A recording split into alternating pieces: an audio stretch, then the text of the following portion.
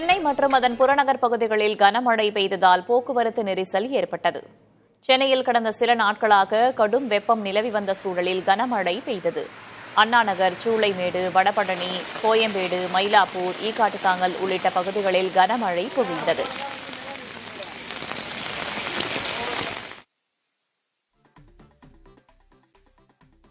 இதனால் சாலைகளில் மழைநீர் பெருக்கெடுத்து ஓடியது. சைதாப்பேட்டையில் பெய்த கனமழையால் போக்குவரத்து பாதிக்கப்பட்டது. சென்னை புறநகர் பகுதிகளான மதுரவாயல், மாதவரம், தரமணி, மணலி சுற்றுவட்டார பகுதிகளிலும் கனமழை பெய்துள்ளது. ஆவடியில் சூறைக்காற்றுடன் கனமழை பெய்ததால் வாகன ஓட்டிகள் கடும் அவதிக்கு ஆளாகினர்.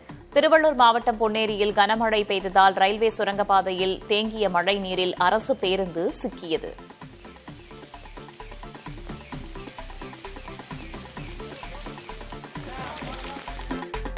சென்னை உள்பட 3 மாவட்டங்களில் இன்று கனமழை பெய்ய வாய்ப்புள்ளதாக வானிலை ஆய்வு மையம் அறிவித்துள்ளது.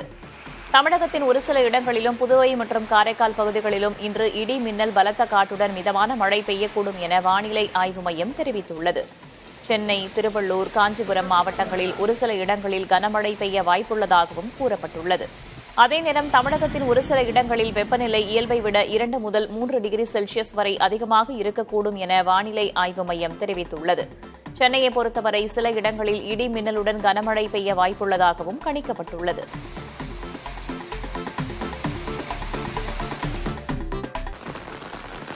கோவை மாவட்டம் மேட்டுப்பாளையம் சுற்றுவட்டார பகுதிகளில் 1 மணி நேரத்திற்கும் மேலாக பலத்த மழை பெய்தது. கடந்த சில நாட்களாக வெயிலின் தாக்கம் அதிகரித்து வந்த நிலையில் திடீரென பெய்த மழையால் வெப்பம் தணிந்து குளிர்ச்சியான சூழல் நிலவியது. மழை காரணமாக சாலைகளில் தண்ணீர் பெருக்கெடுத்து ஓடியது.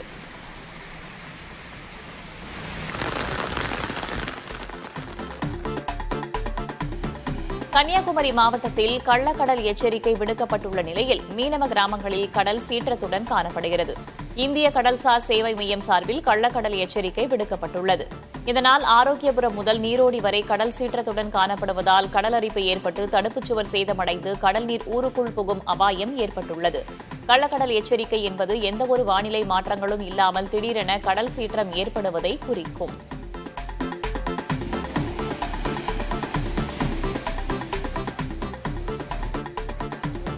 சேலம் மாவட்டம் ஓமலூரில் 28 ஆண்டுகளுக்கு பிறகு திரௌபதி அம்மன் கோவில் திருவிழா கொடியேற்றத்துடன் தொடங்கியுள்ளது. இதனால் கஞ்சநாயக்கன்பட்டி கிராமமே விழா கோலம் பூண்டுள்ளது. 18 நாட்கள் நடைபெறும் திருவிழாவில் தினமும் வீதி உலா நடைபெறவுள்ளது.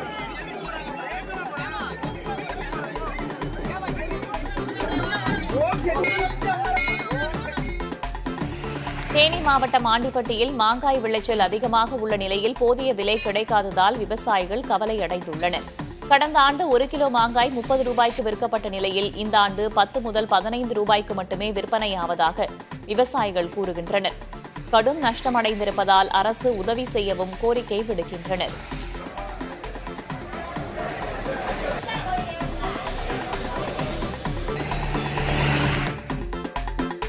நீலகிரி மாவட்ட காங்கிரஸ் பொதுச் செயலாளர் ராஜ்குமார் வீட்டிலிருந்து சடலமாக மீட்கப்பட்டுள்ளார். மஞ்சூர்ஹட்டியைச் சேர்ந்த காங்கிரஸ் கட்சி பிரமுகர் ராஜ்குமார் வீட்டில் தனியாக வசித்து வந்துள்ளார். இந்நிலையில் இவரது வீட்டிலிருந்து துர்நாற்றம் வீசியதால் காவல்துறையினர் சோதனை செய்தபோது அவர் உயிரிழந்து கிடந்துள்ளார். இறந்து 4 நாட்களுக்கு மேலாகி இருப்பதால் உடற்கூறு ஆய்வுக்கு பின்னரே முழு விவரம் தெரியவரும் என்று காவல்துறை தெரிவித்துள்ளது.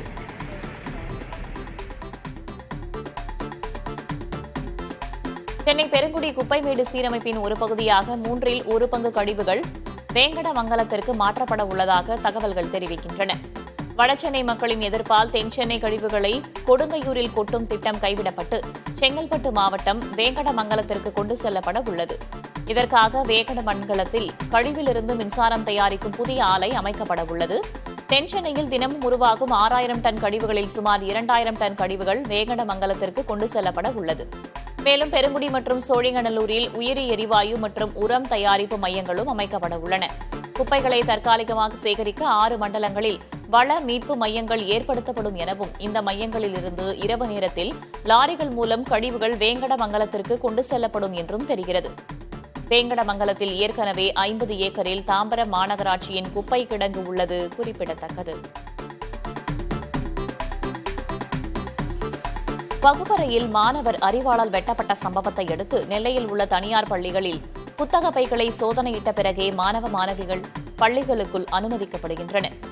நெல்லையில் உள்ள தனியார் பள்ளியில் 8ஆம் வகுப்பு பயின்று வரும் மாணவர் புத்தக பையில் அரிவாளை மறைத்து எடுத்து வந்து வகுப்பறையில் வைத்து சக மாணவரை வெட்டினார். தடுக்க வந்த ஆசிரியையும் தாக்கியுள்ளார். இந்த சம்பவம் பெரும் அதிர்ச்சியை ஏற்படுத்திய நிலையில் அரசு பள்ளி, அரசு உதவி பெறும் பள்ளிகளை தொடர்ந்து தனியார் பள்ளிகளிலும் மாணவ மாணவிகளின் புத்தக பைகளை சோதனையிட வேண்டும் என பள்ளிக்கல்வித்துறை சார்பில் புதிய உத்தரவு பிறப்பிக்கப்பட்டுள்ளது. அதன்படி சம்பவம் நிகழ்ந்த தனியார் பள்ளியில் புத்தக பைகளை சோதனையிட்ட பிறகே மாணவர்கள் பள்ளிக்குள் அனுமதிக்கப்படுகின்றனர்.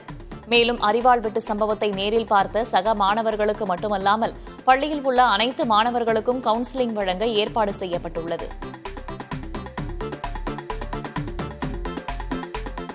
ராமேஸ்வரத்தில் மத்திய அரசின் சாகர் மாலா திட்டத்தின் கீழ் சுற்றுலா படகு சவாரிக்காக பாலம் கட்டும் பணி தொடங்கப்பட்டுள்ளது. இந்தியாவில் முக்கிய நகரங்களிடையே வணிகம், சுற்றுலா ரீதியாக நீர்வழி போக்குவரத்தை தொடங்கிய மத்திய அரசு சாகர் மாலா எனும் திட்டத்தை அமல்படுத்தியது. அதன்படி தேவிப்பட்டினத்தில் சுற்றுலா படகு சவாரி தொடங்கப்பட உள்ளது. முதற்கட்டமாக சுமார் 6,43,00,000 ரூபாய் மதிப்பீட்டில் பாலம் கட்டப்பட உள்ளது. இப்பணி 6 மாதங்களுக்குள் முடிந்து சுற்றுலா படகு சவாரி தொடங்கப்பட உள்ளதாக தகவல்கள் தெரிவிக்கின்றன.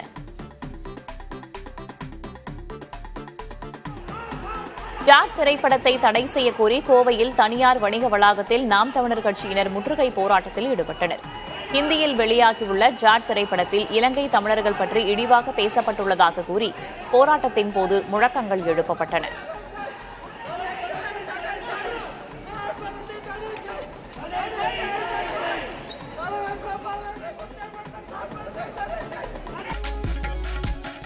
காவிரி ஆற்றில் நீர்வரத்து 500 கன அடியில் இருந்து 2000 கன அடியாக அதிகரித்துள்ளது. காவிரி நீர்பிடிப்பு பகுதிகளில் பெய்து வரும் மழை காரணமாக வெலிகுண்டுலுவுக்கு நீர்வரத்து தொடர்ந்து அதிகரித்து வருகிறது. ஒகேனக்கல் அருவியில் நீர்வரத்து அதிகரித்திருப்பதால் சுற்றுலா பயணிகள் மகிழ்ச்சியடைந்துள்ளனர்.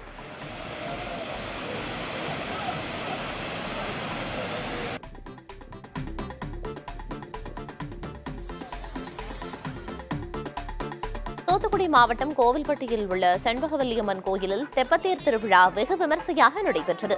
பங்குனி திருவிழாவின் நிறைவு நாளையொட்டி நடைபெற்ற தெப்பத்தேர் உற்சவத்தில் அலங்கரிக்கப்பட்ட தெப்பத்தில் சுவாமியும் அம்பாளும் எழுந்தருளி பக்தர்களுக்கு அருள் பாலித்தனர். இதில் கலந்து கொண்டு வழிபட்டனர்.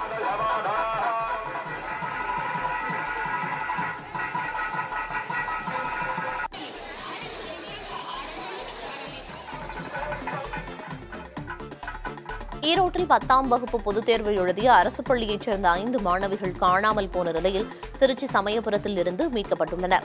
நேற்றுடன் 10ஆம் வகுப்பு தேர்வு நிறைவடைந்த நிலையில் பவானி அரசு பள்ளியில் தேர்வு எழுதிய 5 மாணவிகள் வீடு திரும்பவில்லை. இது தொடர்பாக 5 மாணவிகளின் பெற்றோர் காவல் நிலையத்தில் புகார் அளித்துள்ள நிலையில் காவல்துறையினர் விசாரித்து வந்தனர். இந்நிலையில் திருச்சி மாவட்டம் சமயபுரத்தில் இருந்து சிறுமிகளை மீட்டுள்ளனர். தேர்வு முடிந்து கோயிலில் வழிபட சமயபுரம் சென்றதாக மாணவிகள் தெரிவித்துள்ளனர். ஈரோடு மாவட்டம் தாளவாடி மலைப்பகுதியில் நுழைந்து மக்காச்சோளத்தை சாப்பிட வந்த யானையை விவசாயிகள் விரட்ட முயன்றபோது அசராமல் ஒரே இடத்தில் நின்றுள்ளது. நள்ளிரவில் வனப்பகுதியில் இருந்து வெளியேறிய யானை அங்கிருந்த குருசாமி என்பவரது தோட்டத்திற்குள் நுழைந்தது. உடனடியாக சத்தம் போட்டு விரட்ட முற்பட்ட நிலையில் அந்த யானை அசராமல் சிறிது நேரம் வேடிக்கை பார்த்தபடியே நின்றுள்ளது.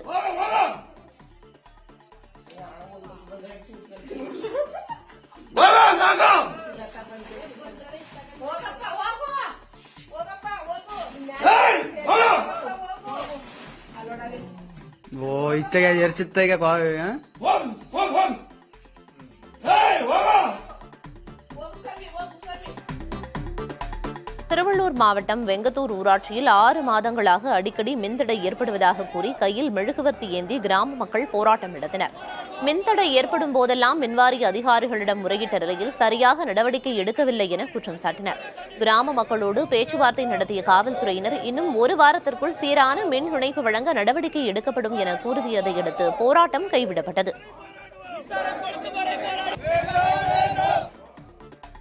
ராஜபாளையம் அருகே கணவரை மகளுடன் சேர்ந்து அடித்துக் கொன்றுவிட்டு தற்கொலை என்ற நாடகமாடிய மனைவியையும் மகளையும் காவல்துறையினர் கைது செய்தனர். விருதுநகர் மாவட்டம் ராஜபாளையம் அருகே எம்பிகே புதுப்பட்டியைச் சேர்ந்தவர் பால் வியாபாரியான சுப்பிரமணி. இவரது மனைவி ஈஸ்வரியும் மகள் தெய்வானையும் சேர்ந்து மருமகன் கார்த்திகை சில மாதங்களுக்கு முன்பு அடித்து துரத்தியுள்ளனர். இதை சுப்பிரமணி கண்டித்துள்ளார். இதனால் ஏற்பட்ட தகராறில் தாயும் மகளும் இணைந்து சுப்பிரமணியை இரும்பு கம்பியால் அடித்து கொலை செய்ததோடு வீட்டில் தூக்கில் தொங்கவிட்டு தற்கொலை செய்து கொண்டதாக நாடகமாடியுள்ளனர்.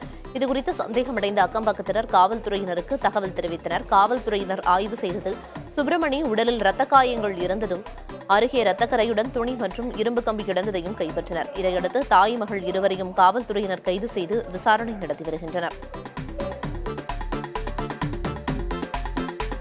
திண்டுக்கல் மாவட்டத்தில் 1500 கிலோ ரேஷன் அரிசி கடத்திய 2 பேரை காவல்துறையினர் கைது செய்தனர்.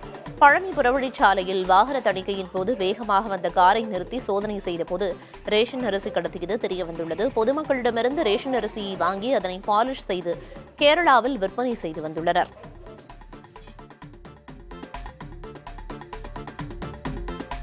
ஈரோடு மாவட்டம் சத்தியமங்கலத்தில் கோழி கடைக்குள் சிறுத்தை புகுந்த காட்சி வெளியாகியுள்ளது. கோழிகளை வேட்டையாடுவதற்காக சிறுத்தை நடமாடியுள்ளது. கடந்த சில நாட்களுக்கு முன்பு இதே கடையில் 5 கோழிகளை சிறுத்தை வேட்டையாடியது குறிப்பிடத்தக்கது.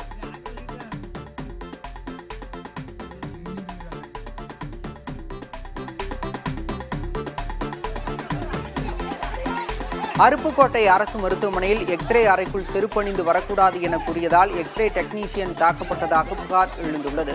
எக்ஸ்ரே அறைக்குள் செருப்பணிந்து வரக்கூடாது என்று தடுத்த ராஜ் என்ற டெக்னீஷியனை துப்புரவு பணியாளர்கள் ஒன்று கூடி தாக்கியதாக கூறப்படும் நிலையில் அரக்கோணம் காவல்துறையினர் இரு தரப்பினரிடமும் விசாரணை மேற்கொண்டு வருகின்றனர். மதுரை சித்திரை திருவிழாவிற்கு சில நாட்களே உள்ள நிலையில் வைகை ஆற்றில் உள்ள ஆகாய தாமரைகளை அகற்றும் பணிகள் உள்ளிட்ட அடிப்படை கட்டமைப்பு பணிகள் தொடங்கப்பட்டுள்ளன. மீனாட்சியம்மன் கோயிலில் ஏப்ரல் 28ஆம் தேதியும் கள்ளழகர் கோயிலில் மே 8ஆம் தேதியும் சித்திரை திருவிழா தொடங்க உள்ளது. எனவே வைகை ஆற்றின் யானைக்கல் கல்பாலம் பகுதியில் நிரம்பியுள்ள ஆகாய தாமரைகள் 2 JCB இயந்திரங்கள் மூலம் அகற்றப்பட்டு வருகின்றன. இன்னும் 10 நாட்களுக்கு இந்த பணிகள் நடைபெற உள்ளன. மேட்டூரில் இன்று அதிகாலை 54 மில்லிமீட்டர் மழை பதிவாகியுள்ளது. தொடர்ந்து பெய்து வரும் மழையால் வெயிலின் தாக்கம் குறைந்துள்ளதாக மக்கள் கூறுகின்றனர்.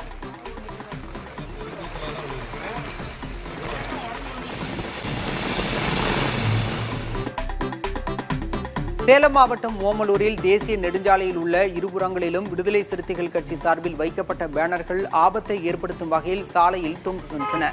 விசிகவின் பேரணிக்காக 1 கிலோமீட்டர் தூரத்திற்குள் 60 பேனர்கள் வைக்கப்பட்ட நிலையில் பேரணி முடிந்தும் அவை அகற்றப்படாமல் உள்ளன. மழை மற்றும் காற்றால் பேனர்கள் சரிந்து விழுந்து போக்குவரத்து பாதிப்பை ஏற்படுத்தியுள்ளதாக பொதுமக்கள் குற்றம் சாட்டுகின்றனர். சேலம் வட்டாட்சியர் அலுவலக வளாகத்தில் தாதம்பட்டியைச் சேர்ந்த பெண்கள் திடீர் தர்ணா போராட்டத்தில் ஈடுபட்டனர். உடையப்பட்டியில் தனியார் மதுபானக்கூடம் மற்றும் கேளிக்கை விடுதி அமைக்க எதிர்ப்பு தெரிவித்து போராட்டம் நடத்திய பெண்கள் மதுபானக்கூடம் அமைக்க நிரந்தர தடை விதிக்க கோரி வட்டாட்சியரிடம் மனு அளித்தனர். 3 பிரதான சாலைகள் சந்திக்கும் பகுதியான உடையப்பட்டியில் மதுபானக்கூடம் அமைத்தால் பெண்களின் பாதுகாப்பு கேள்விக்குறியாகும் என அச்சம் தெரிவித்தனர். சேலம் மாவட்டம் ஆத்தூர் அருகே திமுக முன்னாள் வார்டு உறுப்பினர்கள் உடல் அழுகிய நிலையில் கண்டெடுக்கப்பட்டுள்ளது. பெத்தநாயக்கன்பாளையம் சின்னசமுத்திரத்தைச் சேர்ந்த வெட்டி என்கிற ஆறுமுகம் கடந்த 12ஆம் தேதி காணாமல் போனதாக அவரது குடும்பத்தார் ஏத்தாப்பூர் காவல் நிலையத்தில் புகார் அளித்தனர். இந்நிலையில் தளவாய்ப்பட்டி முருகன் கோயில் அருகே அவரது உடல் அழுகிய நிலையில் கண்டெடுக்கப்பட்டது. இறப்புக்கான காரணம் குறித்து காவல்துறையினர் விசாரணை மேற்கொண்டு வருகின்றனர்.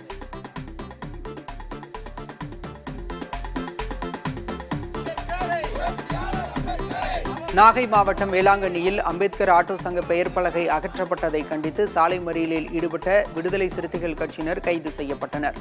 கடந்த 2023ஆம் ஆண்டு முதல் புதிய சங்க பெயர் பலகைகள் வைப்பதற்கு தடை விதித்து தீர்மானம் நிறைவேற்றப்பட்டுள்ளதாக வேளாங்கண்ணி பேரூராட்சி தெரிவித்துள்ளது.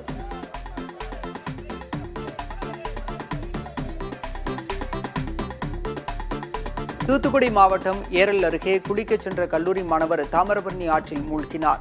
வட்டக்கோவில் சுந்தரவேல்புரத்தைச் சேர்ந்த கல்லூரி மாணவர் விஜய் நண்பர்கள் 6 பேருடன் சேர்ந்து வாழவல்லான் பகுதியில் உள்ள தடுப்பணையில் குளிக்கச் சென்றபோது இந்த விபத்து ஏற்பட்டது.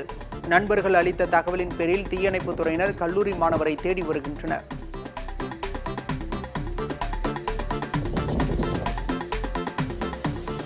திருத்தணி அருகே தொழிலாளி உயிரிழக்க காரணமானவர்கள் மீது நடவடிக்கை எடுக்க கோரி உடலை வாங்க மறுத்து போராட்டம் நடைபெற்றது.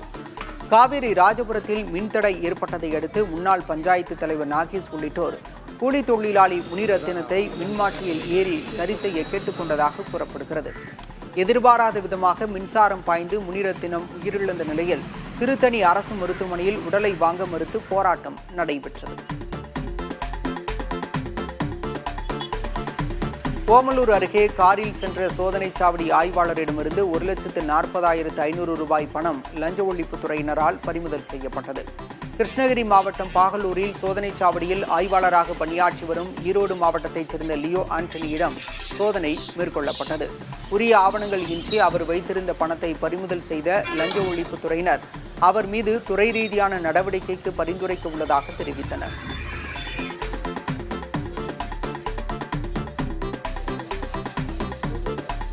ஈரோடு அருகே ரவுடி வெட்டி கொலை செய்யப்பட்ட வழக்கில் நீதிமன்றத்தில் சரணடைந்த 4 பேரை 2 நாட்கள் காவலில் எடுத்து விசாரிக்க முதன்மை மாவட்ட மற்றும் செஷன்ஸ் நீதிமன்ற நீதிபதி முருகேசன் அனுமதி அளித்துள்ளார்.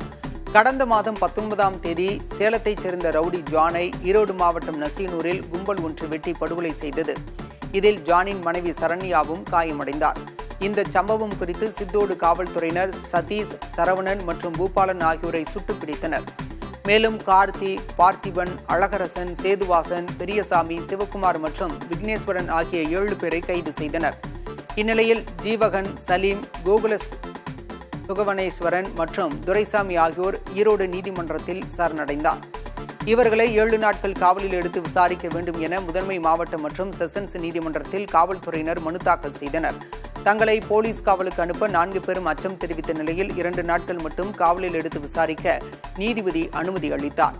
விசாரணை முடிந்து நால்வரையும் வரும் 17ஆம் தேதி மாலை 4 மணிக்குள் நீதிமன்றத்தில் ஆஜர்படுத்த உத்தரவிட்ட நீதிபதி எந்தவிதமான மனரீதியான, உடல் ரீதியான துன்புறுத்தல் செய்யக்கூடாது என்று அறிவுறுத்தினார்.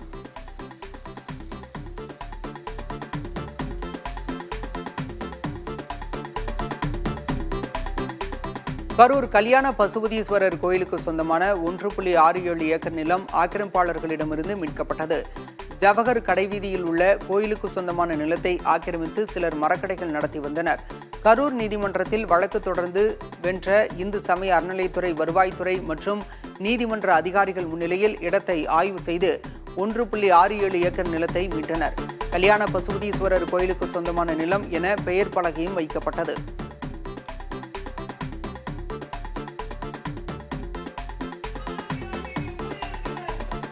தூத்துக்குடி மாவட்டம் திருச்செந்தூர் அருகே ஆறுமுகநேரியில் மணமக்கள் மன்றம் என்ற பெயரில் புதிதாக எலைட் பார் அமைக்க எதிர்ப்பு தெரிவித்து அரசியல் கட்சியினர் ஆர்ப்பாட்டம் செய்தனர்.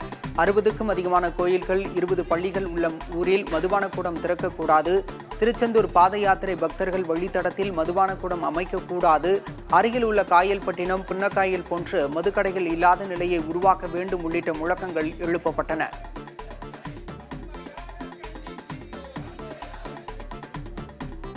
கோவையில் பணியின் போது விபத்து ஏற்பட்டு உயிரிழந்த மாநகராட்சி ஒப்பந்த பணியாளரின் உடலை வாங்க மறுத்து உறவினர்கள் போராட்டத்தில் ஈடுபட்டனர்.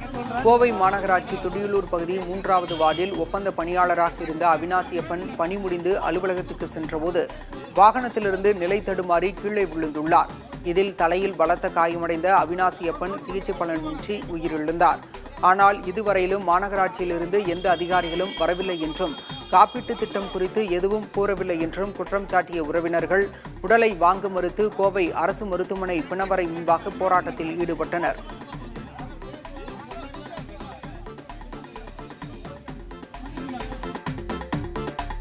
சென்னை ஆவடி அருகே ஓய்வு பெற்ற அரசு ஊழியர் தம்பதி கொலை செய்யப்பட்ட வழக்கில் இளைஞருக்கு இரட்டை ஆயுள் தண்டனை விதிக்கப்பட்டது. சேக்காடு ஐயப்பன் நகரைச் சேர்ந்த ஓய்வு பெற்ற அரசு ஊழியர்களான ஜெகதீசன், அவரது 2வது மனைவி விலாசினி ஆகியோர் 2018இல் வீட்டில் படுகொலை செய்யப்பட்டு அவர்களிடம் இருந்த பணம், நகைகள் கொள்ளையடிக்கப்பட்டன. இதில் ஜெகதீசன் வீட்டில் வேலை செய்து வந்த ஆந்திர மாநிலம் விசாகப்பட்டினத்தைச் சேர்ந்த சுரேஷ்குமார், அவரது மனைவி பூவலட்சுமி ஆகியோர் இரும்பு கம்பியால் ஜெகதீசன் மற்றும் விலாசினியை தாக்கி கொலை செய்து பணம், நகைகளை கொள்ளையடித்துச் சென்றது தெரியவந்தது.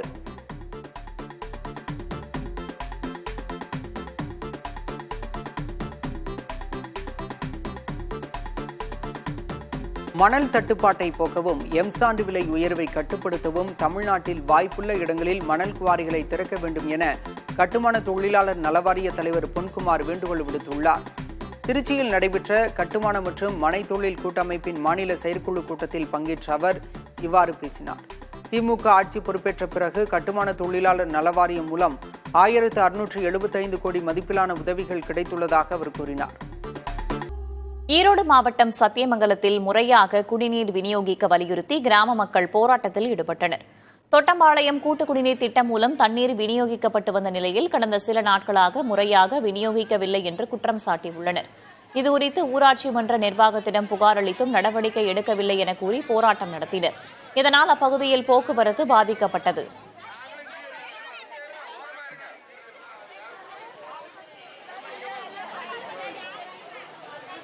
கன்னியாகுமரியில் வனத்துறை அனுமதியின்றி பழமையான மரங்களை வெட்டி கடத்துவதாக குற்றச்சாட்டு எழுந்துள்ளது. ஓடவள்ளி பகுதியில் பல லட்சம் ரூபாய் மதிப்பிலான ஈட்டி மரம் ஒன்று வெட்டப்பட்டுள்ளது.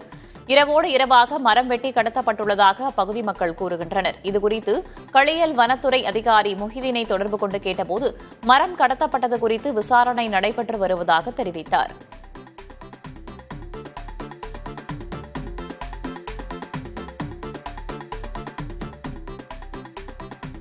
பிரபல ரவுடி வெள்ளைக்காளியை காவல்துறையினர் என்கவுண்டர் செய்ய இருப்பதாக கூறி அவரது மனைவி திவ்யா மாநில மனித உரிமைகள் ஆணையத்தில் மனு கொடுத்துள்ளார். மதுரையில் 22 ஆண்டுகளாக தொடரும் பழிக்கு பழி கொலைகளில் மூளையாக வெள்ளைக்காளி என்பவர் செயல்பட்டு வருவதாக கூறப்படுகிறது. இந்நிலையில் 4 ஆண்டுகளாக தண்டனை கைதியாக வெள்ளைக்காளி சிறையில் உள்ள நிலையில் கடந்த மார்ச் மாதம் நடந்த கொலைக்கும் அவருக்கும் சம்பந்தம் இருப்பதாக கூறி அவரை காவல்துறை என்கவுண்டர் செய்ய திட்டமிட்டிருப்பதாக மனைவி புகார் அளித்துள்ளார். தூத்துக்குடி மாவட்டம் கோவில்பட்டியில் தனியார் பள்ளி வாகனம் மோதி விபத்தில் அரசு பள்ளி ஆசிரியர் பரிதாபமாக உயிரிழந்தார். சாஸ்திரி நகரைச் சேர்ந்த சீனிவாசன் என்ற அரசு பள்ளி ஆசிரியர் இருசக்கர வாகனத்தில் வந்து கொண்டிருந்தார். அப்போது மாதங்கோவில் சாலையில் வந்த தனியார் பள்ளி வாகனம் இருசக்கர வாகனத்தின் மீது மோதியுள்ளது. இந்த விபத்தில் ஆசிரியர் சீனிவாசன் நிகழ்விடத்திலேயே உயிரிழந்தார். தனியார் பள்ளி வாகனம் ஒரு வழி பாதையில் விதிமீறி வந்த காரணத்தால் விபத்து ஏற்பட்டதாக காவல்துறையினர் தெரிவிக்கின்றனர். செங்கல்பட்டு மாவட்டம் மதுராந்தகத்தில் கடன் கொடுத்த நபரை கார் ஏற்றி கொலை செய்த நபர் கைது செய்யப்பட்டுள்ளார். தமிழ்நாடு மின்சார வாரியத்தில் ஒப்பந்ததாரராக பணிபுரிந்து வந்த மங்கலம் பகுதியைச் சேர்ந்த சரத்பாபு என்பவர் சிவராஜ் என்பவருக்கு 4 லட்சம் ரூபாய் கடனாக கொடுத்துள்ளார். இதனை திருப்பி கேட்டதால் இருவருக்கும் இடையே தகராறு ஏற்பட்டது. இந்நிலையில் மதுபோதையில் கார் ஓட்டி வந்த சிவராஜ் சரத்பாபு மீது காரை மோதவிட்டு கொலை செய்துள்ளார். இது தொடர்பாக காவல்துறையினர் சிவராஜை கைது செய்து காரையும் பறிமுதல் செய்தனர். கோவை மாவட்டம் மேட்டுப்பாளையத்தில் தென்னை மற்றும் வாழைத்தோப்புகளில் தேனீ வளர்ப்பில் விவசாயிகள் ஆர்வம் காட்டி வருகின்றனர். தேனீக்களின் மகரந்த சேர்க்கையால் மகசூல் அதிகரிப்பதுடன் யானைகளின் ஊடுருவலையும் தடுக்க முடிவதாக விவசாயிகள் தெரிவிக்கின்றனர். இரவு நேரங்களில் தோட்டங்களில் இடைவிடாமல் தேனீக்களின் ரீங்காரத்தை கேட்கும் யானைகள் அந்த பக்கம் வருவதையே தவிர்த்து நகர்ந்து விடுவதாகவும் கூறுகின்றனர். கடலூர் மாவட்டம் புவனகிரியில் உள்ள சித்ராதேவி முத்துமாரியம்மன் கோவிலில் குடமுழுக்கு விழா கோலாகலமாக நடைபெற்றது. பல்வேறு நதிகளில் இருந்து கொண்டுவரப்பட்ட புனித நீர் கலசம் மீது ஊற்றப்பட்டு குடமுழுக்கு விழா நடத்தப்பட்டது. இதில் திரளான பக்தர்கள் பங்கேற்று தரிசனம் செய்தனர்.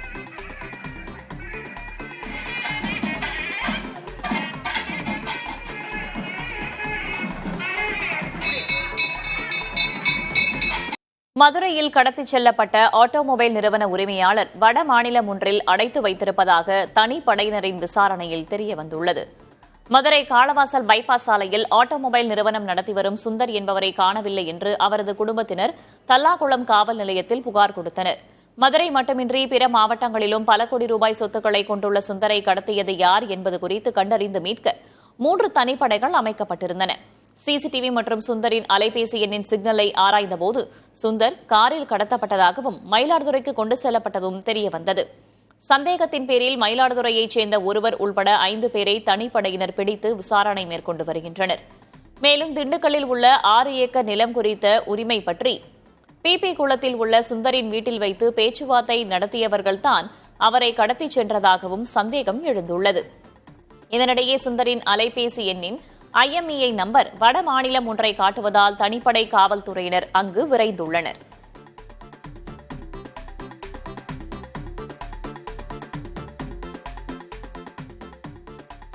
சமூக வலைதளங்களில் 1299 ரூபாய்க்கு ஏசி தருகிறோம் என கோரி ஒரு கும்பல் மோசடியில் ஈடுபட்டுள்ளது.